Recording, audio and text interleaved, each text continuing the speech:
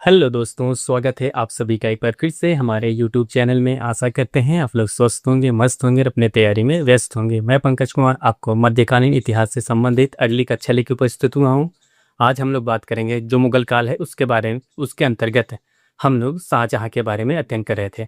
शाहजहाँ के बारे में हम लोग कल उनके परिचय के बारे में देखा था कि शाहजहाँ के पिता का क्या नाम था, उनके माता का क्या नाम था, उनका जन्म कब हुआ था, उनके कितने भाई बहन थे या उनके कितने पुत्र थे। ऐसे तमाम बिंदुओं के बारे में हम लोग कल की कक्षा में अध्ययन करे थे किए थे। आज की कक्षा में हम बात करेंगे कि उनके शासनकाल में उन्होंने अपना राज्याभिषेक कब करते हैं, कहाँ पे करते हैं, और उनके शासनकाल में कहाँ पे विद्रोह होता है, किन किन राजाओं से उनका विद्रोह होता है, उन्होंने अपने प्रजा के साथ कैसा था सामंजस्य रखा। ऐसे तमाम बिंदुओं के साथ हम लोग आज की कक्षा में उपस्थित होंगे। आज की कक्षा प्रारंभ करने से पहले एक बार हम लोग कल की कक्षा को रिवीजन कर लेते हैं कि कल की कक्षा हमने क्या क्या अध्ययन किया था। अगर जो अध्ययन किया था उस क्रम में अगर हम कोई भी बिंदु भूल गए हो तो उसको याद भी हो सके, और उसी के साथ साथ आज की कक्षा और कल की कक्षा एक दूसरे से लिंक करती रहती है और उसी के साथ आज की कक्षा को समझने में भी आसानी होती है। देखिए, कल की कक्षा में हमने बात की थी जो शाहजहाँ होते हैं, इनके बचपन का क्या नाम बताया गया था। इनके बचपन का नाम बताया गया था, इनके बचपन का नाम होता है खुर्रम। खुर्रम का मतलब आपको बताया गया था आनंददायक। क्या होता है? आनंददायक। आनंददायक बताया गया था। इनका जन्म कब बताया गया था? देखिए, इनके जन्म बताया गया था 5 जनवरी 1592 ईस्वी में। कितना जन्म बताया गया था? 5 जनवरी 1592 ईस्वी में। और इनके पिता का नाम क्या था? पिता का नाम होता है जहांगीर होता है। और माता का क्या नाम था? इनके माता का नाम होता है मल्लिका ए। इनके माता का नाम बताया गया था मल्लिका ए जमानी। क्या बताया गया था? मल्लिका ए जमानी। ये जमानी इनके माता का नाम ये होता है। क्या होता है? मल्लिका ए जमानी या भानुमति। क्या होता है? या भानुमति आपको बताया गया था। क्या होता है? इनके माता का नाम मल्लिका ए जमानी या भानुमति होता है। इसी के साथ आपको बताया गया इनकी पत्नी का क्या नाम होता है। इनके पत्नी का नाम होता है अर्जुमंद बानो बेगम। क्या होता है? यहाँ पे लिखेगा पत्नी। पत्नी होती है अर्जुमंद बानो बेगम। क्या होता है? अर्जुमंद बानो बेगम इनके पत्नी का नाम होता है। और इनको शाहजहां से कौन सी उपाधि देती है? इनको शाहजहां से उपाधि मिलती है, इनको उपाधि मिलती है मल्लिका ए जमानी। मल्लिका ए। इनके माता का नाम मल्लिका ए जहां होता है। क्या होता है? इनके माता का नाम क्या आपको बताया गया था? सॉरी, यहाँ पे लिखे मल्लिका ए जहां। और इनकी जो पत्नी होती है मल्लिका ए जमानी, इनको ये उपाधि मिलती है।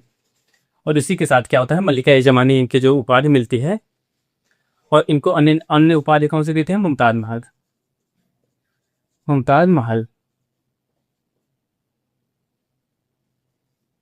क्या होता है? ये इनको शाहजहां से उपहार मिलती है। क्या होता है? देखिए, इनका जन्म, इनका क्या नाम, बचपन का नाम होता है खुर्रम होता है, जिसका तात्पर्य होता है आनंददायक। ये आपकी तब को कक्षा में बताया गया था। जन्म होता है, यहाँ पे लिखिएगा, जन्म होता है 5 जनवरी 1592 ईस्वी में। इनके पिता का नाम होता है, इनके पिता का नाम होता है जहांगीर होता है। माता का नाम होता है मल्लिका ए जहां, जिन्हें भानुमति भी कहा जाता था। और इनकी पत्नी का नाम होता है अर्जुमंद बानो बेगम। क्या होता है? अर्जुमंद बानो बेगम। ये इनके असली नाम होता है। बाद में जो शाहजहां होते हैं, शाहजहां ने इनको एक उपाधि देते हैं, मल्लिका ए जमानी होता है, और मुमताज महल होता है। मल्लिका और मुमताज महल जो इनकी एक उपाधियां किसके द्वारा प्रदान की जाती है? ये दी जाती है शाहजहां द्वारा। अब हम लोग जान लेते हैं, जब शाहजहां होते हैं इनकी शादी हो जाती है। शादी होने के पश्चात जो इनके संतान देखा जाए तो इनके पुत्र या पुत्रियों की संख्या या संतानों की संख्या कितनी होती है देखा जाए तो इनके टोटल या कह सकते हैं जीवित संतानों की संख्या 7 होती है। जबकि ओवरऑल देखा जाए या संपूर्ण संतानों की संख्या बात की जाए तो 14 होते हैं। यहाँ पे लिखेगा, बताया गया था संतानों की संख्या 14 थी। और जीवित संतानों की बात की जाए तो इसमें 7 थे। जीवित में 7 थे, 4 पुत्र थे और 3 पुत्रियां थी। 3 पुत्रियां थी। अब एक बार जान लेते हैं, आपको बताया गया था 4 पुत्र कौन से और उनका सहयोग शासनकाल में या अगला शासक बनने में कौन सी पुत्री या कह सकते हैं इनकी कौन सी बहन किसको सहयोग करती हैं। देखिए, इनके जो 4 पुत्र होते हैं, इनका नाम होता है, देखिए चारों जो पुत्र होते हैं, पहले का नाम होता है दारा सिको। दारा सिको होते हैं। दूसरे शाह सुजा। शाह सुजा होते हैं। तीसरा जो होते हैं औरंगजेब होते हैं। और चौथे हैं मुराद बख्श। कौन होते हैं? मुराद बख्श। मुराद बख्श होते हैं। ये 4 पुत्र होते हैं। और अगर पुत्रियों में की बात की जाए तो इनके पुत्रियों की कौन कौन से ना, जहां आरा थी, जहां आरा, यहाँ पे लिखे देखिए पुत्री के जहां आरा, जहां आरा, रोशन आरा, रोशन आरा और गौहर आरा, गौहर आरा। ये इनकी कह सकते हैं जो जीवित संतानें होती हैं, शाहजहां की जो जीवित संतानें होती हैं कौन कौन से होते हैं? दारा सिकोह होते हैं, शाह होते हैं, औरंगजेब होते हैं और मुराद बख्श होते हैं। ये 4 जीवित पुत्र होते हैं और जो उनकी 3 पुत्री होती है जहां आरा, रोशन आरा और गौहर आरा होती हैं। और अब जान लेते हैं कि कौन सी पुत्री या कह सकते हैं कौन सी बहन किसके शासनकाल में शासक बनने में सहयोग करती हैं। अगर बात की जाए तो जहां आरा के ये चाहते थे कि जो दारा सिकोह है ये अगला शासक बने इनके नजरिए से, और जो रोशन आरा होती हैं वे चाहते थे कि औरंगजेब का उन्होंने सहयोग करते हैं ताकि ये शासक बन सकें, अगला राजा बन सकें। और इसी क्रम में जो गौहर आरा होते हैं वे चाहते थे कि मुराद बख्श जो होते हैं वे अगले शासक हों। ये कह सकते हैं शासक के ये बागडोर में इन पुत्रियों ने क्या होता है, इन पुत्रियों ने जो शाहजहां की पुत्री होती हैं उन्होंने अपने भाई ये कह सकते हैं शासक बनने में इनका सहयोग करते हैं। जहां आरा किसका सहयोग करते हैं? दारा सिकोह का करते हैं कि अगला शासक दारा सिकोह बने। और अगला इसमें होता है रोशन आरा की बात की जाए तो ये चाहते हैं औरंगजेब शासक बने। और गौहर जो होती हैं, गौहर आरा चाहते हैं मुराद बख्श शासक बने। देखिए अभी जो आपको समझाया गया वो कल की कक्षा में आपको बता दिया गया था कि ये शाहजहां के बारे में ये कह सकते हैं उनका संक्षिप्त परिचय होता था, ये आपको याद रखना है। इसी के साथ हम लोग आज की कक्षा में जो बात करेंगे कि जब जहांगीर की मृत्यु होती है उस समय शाहजहां कहाँ के सूबेदार होते हैं, और इसी के साथ साथ ये भी जानने का प्रयास करेंगे कि क्या जहांगीर के एक ही केवल पुत्र होते हैं, एक से अधिक होते हैं? अगर एक से अधिक होते हैं तो उन सभी पुत्रों का क्या होता है कि वे अगर दावेदारी करते हैं थे, राज सिंहासन के लिए दावेदारी कर रहे थे या नहीं कर रहे थे, उनके साथ कौन सी घटनाएं होती हैं, इन सब के बारे में हम लोग आज की कक्षा में बात करेंगे विस्तार से। और इसी से साथ साथ ये भी जानने का प्रयास करेंगे कि जो शाहजहां होते हैं इनको गद्दी किस तरह से या किस प्रकार से प्राप्त होती है, इन सब बिंदुओं के बारे में आज की कक्षा में हम लोग जानेंगे। चलिए जानने का प्रयास करते हैं कि आज की कक्षा में कि शाहजहां किस तरह शासक बनते हैं, किन किन भाइयों को अपने कत्ल करने के पश्चात शासक बनते हैं, या किन भाइयों का सहयोग होता है। आपको बताया गया था जो जहांगीर के कितने पुत्र थे, इनके बारे में जानते हुए फिर हम लोग आज की कक्षा को प्रारंभ करेंगे। चलिए शुरू करते हैं आज की कक्षा। देखिए आज की कक्षा में हम लोग बात करेंगे कि जो शाहजहां की पत्नी होती हैं, सबसे प्रिय पत्नी होती है मुमताज महल। कौन होती हैं? सबसे प्रिय पत्नी होती है मुमताज महल। अगर इनकी मुमताज महल के देहांत की बात की जाए यानी मुमताज महल का जब इंतकाल होता है वह सन होता है 17 जनवरी 1631 ईस्वी को इनका आगरा में मृत्यु हो जाता है। क्या होता है? यहाँ पे अगला बिंदु लिखिएगा। जो मुमताज महल होते हैं, मुमताज महल का देहांत क्या होता है? मुमताज महल का देहांत जो होता है 17 जनवरी 1631 ईस्वी को होता है। कब होता है? 17 जनवरी 1631 ईस्वी को क्या होता है? 17 जनवरी 1631 ईस्वी को इनकी मृत्यु हो जाती है। किनकी मृत्यु हो जाती है? जो शाहजहां की सबसे प्रिय पत्नी होती है मुमताज महल का मृत्यु हो जाता है। कहाँ पे होता है? ये लिखेगा आगरा में। कहाँ पे? आगरा में। यहाँ पे इनका मृत्यु हो जाता है। जो मुमताज महल होती है इनका मृत्यु कब होती है? इनकी मृत्यु हो जाती है 17 जनवरी 1631 ईस्वी को आगरा में इनकी मृत्यु हो जाती है। अब हम जानते हैं जब इनकी सबसे प्रिय पत्नी होती है इनका आगरा में अगर मृत्यु हो जाता है, मृत्यु होने के पश्चात है, और आपको बताया गया था 1627 ईस्वी में, कौन सा? 1627 ईस्वी में जहांगीर की मृत्यु होती है। कब होती है? जहांगीर की 1627 ईस्वी में। अगला बिंदु लिखेगा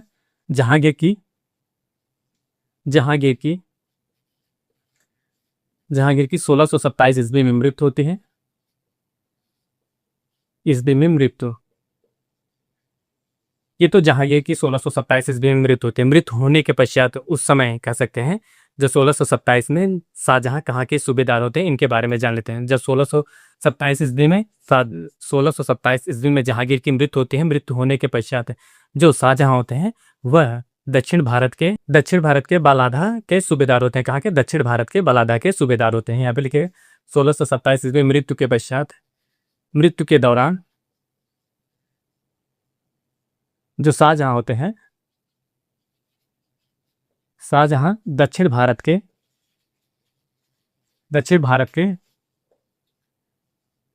बालाद के सूबेदार थे। कहाँ थे? बालाद के सूबेदार थे। क्या थे? इस एरिया के देखा जाए जो दक्षिण भारत का अभियान था उस समय उन्होंने, जो शाहजहां होते हैं, शाहजहां दक्षिण भारत के अभियान पे गए होते थे, वहाँ पे उन्होंने उस अभियान का कह सकते हैं जो दक्षिण भारत में विद्रोह चल रहा था उस विद्रोह का दमन करते हैं। दमन होने के पश्चात इन्होंने वहाँ पे कुछ समय तक वहाँ के सूबेदारी करते हैं। सूबेदार होने के पश्चात वहाँ के महावत खां जो होते हैं, इनका कह सकते हैं महावत खां बीच में विद्रोह करते हैं। विद्रोह करने के पश्चात उन्होंने जहांगीर को बंदी बना लेते हैं, लेकिन नूरजहां की कूटनीति की वजह से ये जो जहांगीर होते हैं वहाँ से मुक्त होते हैं। इसी वजह से ये उस समय देखा जाए तो जब जहांगीर की मृत्यु होती है, मृत्यु होने के क्रम में ये सूबेदार होते हैं दक्षिण भारत के बालाद के क्षेत्र के। कहाँ के? दक्षिण भारत के बालाद के क्षेत्र के। और इसी क्रम में जो इनके दो भाई होते हैं, इनके देखा जाए तो परवेज और खुसरो क्या होते हैं, देखिए दो भाई, यहाँ पे लिखेगा दो भाई खुसरो खुसरो व परवेज होते हैं। कौन होते हैं? खुसरो व परवेज होते हैं। इन दोनों भाइयों की मृत्यु देखा जाए तो उन्होंने पहले कर देता है। क्या होता है? जब इन्होंने जो खुसरो होते हैं वे जहांगीर के शासनकाल में इन्होंने विद्रोह कर देते हैं, जैसे बहरावल का विद्रोह कहा जाता था, उस समय वे विद्रोह कर देते हैं। विद्रोह करने के पश्चात खुसरो को बंदी बना लिया जाता है और आगे चल के इनको अंधा कर दिया जाता है, लेकिन अंत में उन्होंने अर्जुन देव की सहायता करते हैं। इसी वजह से इनको मृत्यु की सजा दे दी जाती है। किसको मृत्यु दे दिया जाता है? मृत्युदंड दिया जाता है। खुसरो को मृत्युदंड दिया जाता है। क्यों दिया जाता है? इन्होंने जो सिख गुरु होते हैं अर्जुन देव की सहायता करते हैं, इस वजह से इनको बंदी बना लिया जाता है या कह सकते मृत्युदंड दिया जाता है।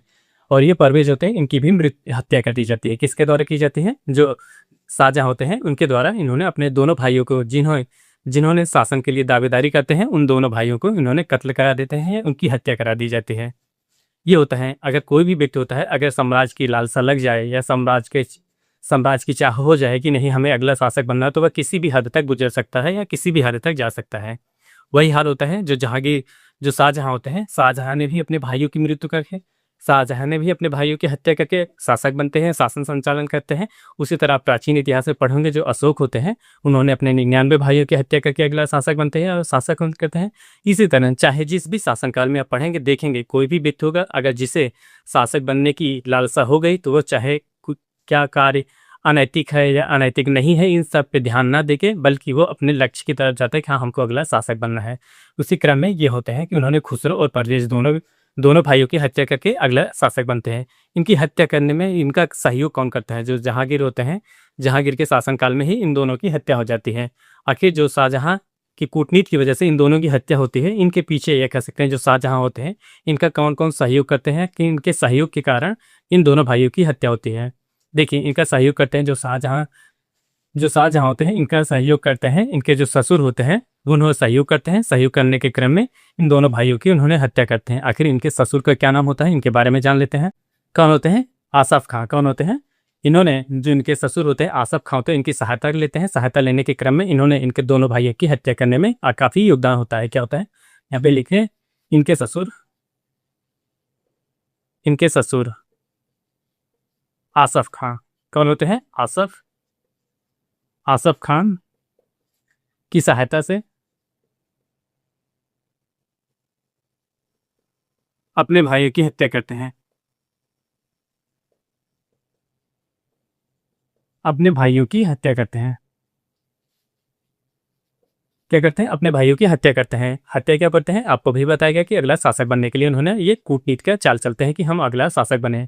अगर दो भाई रह गए कि दोनों लोग की दावेदारी होती है कि नहीं हम शासक बनना चाहेंगे, और इस शासक बनने के क्रम में शासक तो सभी बनेंगे, सम्राट बनेंगे, लेकिन क्या होता है तब राज्य का विस्तार कर दिया जाएगा या राज्य को बंटवारा कर दिया जाएगा। कुछ एरिया का सूबेदार हो, दूसरा व्यक्ति होगा खुसरो बना दिया जाएगा, किसी का परवेज बना दिया जाएगा कुछ एरिया का, और जो बाकी शेष बचा रहेगा वो खुर्रम को दिया जाएगा, या जिसे शाहजहां कहा जाता है उनको ये दिया जाएगा। इन बंटवारों से बचने के लिए उन्होंने इस कूटनीति का चाल चलते हैं। इस कूटनीति में इनके जो ससुर होते हैं आसफ खां होते हैं, उनकी मदद करते हैं, और इस मदद में अपने लक्ष्य की तरफ ये प्राप्ति करते हैं, या कह सकते हैं अपने साम्राज्य को संकुचित रखते हैं, अपने साम्राज्य को पहले की तरह अकेले ही संचालन करना प्रारंभ करते। जब इस प्रकार देखा जाए तो इस शासक संचालन करने के लिए कोई भी दावेदारी, जब जहांगीर की मृत्यु होती है, मृत्यु के समय उस समय कोई भी शासक जो होता है, कोई भी राजकुमार नहीं होता, केवल शाहजहां होते हैं। इस वजह से उन्होंने 24 फरवरी 1628 ईस्वी को अपने आप को राजकुमार घोषित करते हैं, अपने आप को अपना राज्याभिषेक करते हैं। क्या होता है? देखिए, 24 फरवरी 1628 ईस्वी को उन्होंने अपना राज्याभिषेक करते हैं। यहाँ पे लिखेगा 24 फरवरी 1628 ईस्वी को अपना राज्याभिषेक करते हैं। अपना राज्याभिषेक करते हैं। क्या होता है, जब जहांगीर की मृत्यु होती है, मृत्यु होने के पश्चात उस समय कोई भी शासक या कह सकते हैं कोई भी राजकुमार जीवित ना होने की वजह से केवल जहांगीर जो होते हैं, जहांगीर के इकलौते पुत्र जो बचते हैं, शाहजहां होते हैं, वे जीवित रहते हैं। जीवित रहने के क्रम में वे अगले शासक के दावेदारी होते हैं। उन्होंने इस क्रम को 24 फरवरी 1628 ईस्वी को अपने आप को शासक घोषित करते हैं, क्या कहते हैं, सम्राट घोषित करते हैं या अपना राज्याभिषेक करते हैं। और ये राज्याभिषेक कहाँ पे करते हैं, ये जान लेते हैं। इन्होंने अपना राज्याभिषेक कहाँ पे करते हैं, ये याद रखिए, अपना राज्याभिषेक आगरा में करते हैं। कहाँ पे, आगरा में ये अपना राज्याभिषेक करते हैं। कब करते हैं, 24 फरवरी 1628 ईस्वी को ये आगरा में अपना राज्याभिषेक करते हैं। और जब इन्होंने, कह सकते हैं, इनके ससुर ने तो इनका सहयोग करते हैं। और दक्षिण भारत के अभियान पे जब ये, कह सकते हैं, दक्षिण भारत में कुछ दिनों के लिए वहाँ के सूबेदार होते हैं, वहाँ पे इनके एक अच्छे खासे दोस्त बन जाते हैं। वो होते हैं महावत खां। आपको बताया गया था महावत खां ने सबसे पहले दक्षिण भारत में विद्रोह करते हैं। किसके शासनकाल में, जहांगीर के शासनकाल में विद्रोह करते हैं। उस विद्रोह को दमन करने के लिए खुर्रम को भेजा जाता था या शाहजहां को भेजा गया था। उस विद्रोह को इन्होंने दमन करते हैं। दमन करने के पश्चात फिर उन्होंने आगे चल के जो महावत खां होते हैं विद्रोह करते हैं। इस वजह से जब देखा जाए विद्रोह करते हैं तो इन दोनों के बीच अच्छी खासी दोस्ती हो जाती है। दोस्ती होने के क्रम में तब इन्होंने, देखिए, इनको जो आसफ खां होते हैं, आसफ खां को इन्होंने कौन से पद दे देते हैं, जब इन्होंने इनके शासनकाल में या इनको शासक सम्राट बनने में सहयोग करते हैं। सम्राट बनने के सहयोग के क्रम में जो भी व्यक्ति, जैसे आप कोई भी व्यक्ति होगा, किसी भी कार्य को करने जा रहा है, अगर उसकी मदद करेगा, मदद करने के क्रम में वो उनको उच्च पदों पर आसीन करता था। जैसे हम ही हैं, अगर किसी कार्य में, किसी भी कार्य को करने के लिए जा रहे हैं, अगर हमारी कोई मदद करेगा, हम अगर उस कार्य में सफल हो जाते हैं, सफल होने के क्रम में उनका सहयोग रहेगा। तो सहयोग के क्रम में हम क्या करेंगे, जैसे अगर हम कोई भी कार्य करने जा रहे हैं, किसी भी ओहदे पे हमारा मान लीजिए हो गए, तो हमारे जो सहयोगी होंगे, हम उनको चाहेंगे कि उनको भी अपने शासनकाल में उच्च पदों पे आसीन करें। यही कार्य होता है जब शाहजहां शासक बनते हैं। जो उनका शासक बनने के क्रम में जो सहयोग करते हैं आसफ खां होते हैं, उनको वजीर पद पर नियुक्त करते हैं। क्या होता है, आसफ खां को अपने शासनकाल के दौरान, यहाँ पे लिखिएगा, अपने शासनकाल के दौरान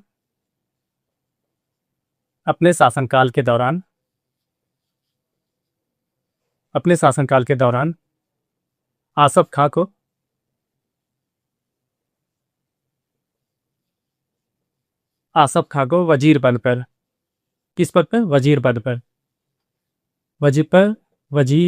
पर नियुक्त करते हैं। और जो उनके अगले दोस्त होते हैं महावत खां, क्या होता है, महावत खां को इन्होंने सेनापति पद नियुक्त करते हैं। क्या होता है, महावत खां को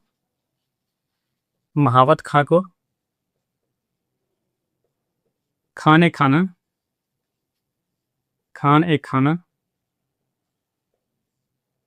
खाना पद पे, क्या होता है, खाने खाना पद पे क्या होता है, इनको जो महावत खां होते हैं उनको खाने खाना की उपाधि देते हैं। क्या होता है, सबसे पहले इनको खाने खाना की उपाधि देते हैं। उपाधि के पश्चात इनको सेनापति नियुक्त करते हैं। क्या होता है, जो इनको सहयोग करते हैं, जो इनके दो सहयोगी होते हैं, कह सकते हैं इनके शासनकाल में इनको राजा बनने में सहयोग करते हैं। आसफ खां जो होते हैं इनके ससुर होते हैं। आखिर जब इनको सहयोग मिलता है कि यज्ञ शासक बने, तो इनको उच्च पदों पर आसीन करते हैं। कौन सा पद होता है, वजीर पद पर नियुक्त करते हैं। जो इनके दूसरे सहयोगी होते हैं महावत खां को सबसे पहले उन्हें खाने खाना की उपाधि देते हैं। खाने खाना उपाधि के पश्चात उनको सेनापति का पद जो होता है, सेनापति का पद नियुक्त करते हैं। उन्होंने इस कार्यकाल में अपने सहयोगी को उच्च पदों पर आसीन करते हैं। ये होता है इनका इतिहास। अब हम जान लेते हैं कि इनके शासनकाल में क्या कोई ना कोई विद्रोह हुआ होता है या इनका शासनकाल शांतिपूर्ण संचालन चल रहा था। लेकिन कोई भी शासक होंगे, उनके शासनकाल में हर समय कोई भी व्यक्ति एक ही तरह व्यवहार नहीं करेगा, कहीं ना कहीं विद्रोह की आशंका रहती है। इस विद्रोह के क्रम में हम बात करेंगे कि बुंदेलखंड का क्षेत्र क्या होता है।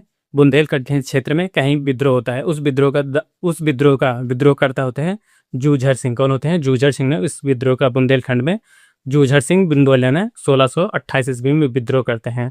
क्या होता है, 1628 ईस्वी में विद्रोह करते हैं। फिर 1635 ईस्वी में उन्होंने विद्रोह करते हैं।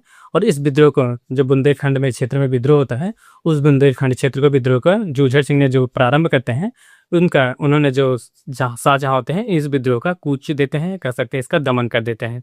आखिर बुंदेलखंड का विद्रोह कौन संचालन कर रहा था, आपके आगे क्वेश्चन पूछा जाए कि बुंदेलखंड का विद्रोह का संचालन कौन कर रहा था, तो जूझर सिंह बुंदेला थे। कौन थे, जूझर सिंह बुंदेला थे। इन्होंने कब विद्रोह किया, 1628 में, 1635 ईस्वी में इन्होंने दोबारा बुंदेलखंड क्षेत्र में विद्रोह करते हैं। किसके शासनकाल में, ये होता है शाहजहाँ के शासनकाल में इस क्षेत्र पे विद्रोह होता है, याद रखिएगा। देखिए शाहजहाँ होते हैं, इनके शासनकाल में बुंदेलखंड क्षेत्र में विद्रोह होता है, कहता है यहाँ पे लिखेगा बुंदेलखंड क्षेत्र में, बुंदेलखंड क्षेत्र में इनके शासनकाल में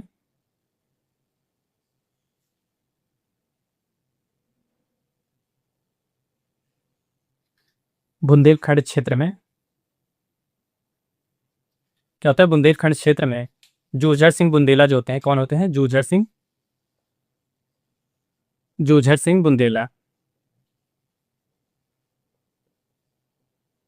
जूझर सिंह बुंदेला जो होते हैं 1628 ईस्वी का, 1628 एवं 1635 ईस्वी में, 35 ईस्वी में विद्रोह कर देते हैं। क्या होता है, इन्हीं के शासनकाल में बुंदेलखंड क्षेत्र जो होता है उसमें जो जूझर सिंह बुंदेला होते हैं उन्होंने 2 बार विद्रोह करते हैं। उस विद्रोह को दमन कर दिया जाता है, उस विद्रोह को कुचल दिया जाता है। ये किसके शासनकाल में होता है, ये शाहजहाँ के शासनकाल में होता है। अब हम लोग कल की कक्षा में बात करेंगे कि जो शाहजहाँ होते हैं इनके शासनकाल में पुर्तगालियों से साथ इनका कैसा संबंध होता था। आपने बात की गई जहांगीर के शासनकाल में, देखा गया थे कि जहांगीर ने अपने शासनकाल में किस तरह जो पुर्तगालियों होते हैं उनका सहयोग करते हैं, और सहयोग के क्रम में आगे चल के जो ही पुर्तगाली उनके साथ कह सकते हैं, उन दोनों के बीच जो होता है विद्रोह संभावना होने लगती थी, विद्रोह भी होता है और उस विद्रोह को कुचला जाता है, और जहांगीर ने उनको अंत में माफ भी कर देता है। वही विद्रोह कह सकते हैं, वही शासनकाल के दौरान जब अगले जो शासक बनते हैं उन्हीं के कह सकते हैं जो पुत्र बनते हैं, शाहजहाँ जो होते हैं अगले शासक बनते हैं, उनके शासनकाल में पुर्तगालियों का रवैया कैसे होता है, इनके बीच कैसे तालमेल होता है, इन सब बिंदुओं के बारे में हम लोग कल की कक्षा में बात करेंगे कि शाहजहाँ के साथ पुर्तगालियों का संबंध कैसा होता है। ऐसे तमाम बिंदुओं के बारे में हम लोग कल की कक्षा में अध्ययन करेंगे। आज के लिए बस इतना ही, हम लोग कल की कक्षा में बात करेंगे। अभी आपको जो बताया गया उसके, फिर आप हमारे चैनल पर नए हो तो चैनल को लाइक करें, शेयर करें, सब्सक्राइब करें। मिलते हैं नेक्स्ट वीडियो में, तब तक के लिए धन्यवाद, बाय बाय।